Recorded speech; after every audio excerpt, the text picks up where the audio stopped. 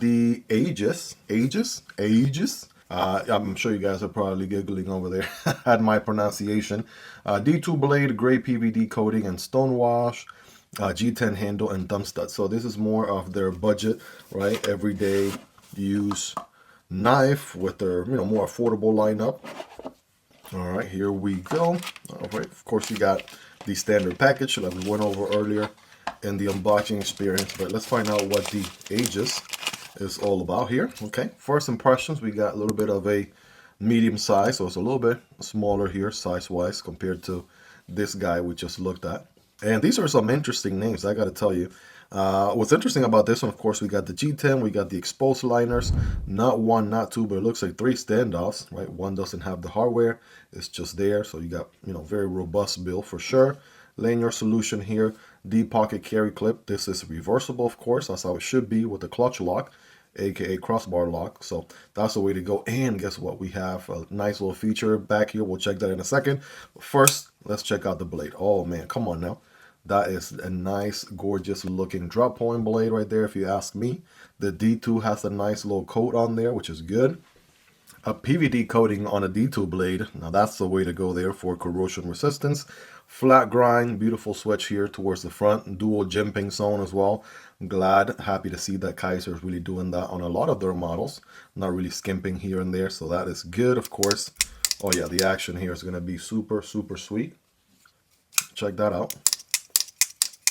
Oh yeah, feels really good. Thumb stud deployment, of course, as you would expect. Reverse flick.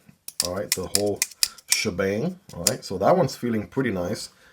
Now we do have another version of this guy. This one's also D2 with the rose gold satin and stonewash finish, G10 handle and thumb stud. So let's go ahead and see this other variant. We do have multiple variants for this model here, that is good. So let's see what this one here is all about.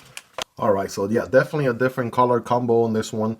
I'm liking the black on black, so black G10 on blacked out liners here. Has this whole mortared out aesthetics, right? And again, the same features we already talked about with the reversible pocket clip. But check out the coating on this blade here. Now that looks really good, right? That's a nice combo there, kind of like a bronze, right? They call it rose gold, and that looks very nice, right? Still sort of like a stonewash finish to it in a way, with that flat grind. Now, I do have a little bit of a nitpick here, and I'm not entirely sure why they didn't do a better plunge grind situation here. If you can see what I'm talking about, it looks like when you start sharpening this knife, you are going to get a smile at some point. That's about the only thing I'm definitely going to nitpick at, right? Because again, eventually you are going to sharpen this knife, and that's just going to progress as a smile. I'm not sure why they didn't carry the edge all the way to the end here. That would have made a little bit more sense, I think. But aside from that, we do have a few other things up the sleeve here. Now, check out the 2 little tabs right here. We've seen this on a few other knives by now, but we have the very iconic pull toothpick, right? A little pokey toothpick tool that can be used for a variety of different tasks. Or you have on the opposite side here a pull tab for a pair of tweezers, right? You can just pick at, a splinter or something.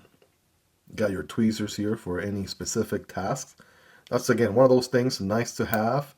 Always good to have it and not need it, than need it and not have it. Of course, the other model also has it. Right? Told you guys we will be going over it. So I think we first saw this on the Drop Bear fixed blade, and then it made its way to the Drop Bear utility, and it has been making its way to many more and more of Kizer's knives, which is always a great thing, right? Of course, a good old clutch lock is the sauce right here. You have the ability to, as always, adjust the omega spring, how tight or how loose you want the experience to be. I really like how they come tuned out of the box. That always seems to work for me pretty well. The alignment there, smack in the middle, as you would expect on both models.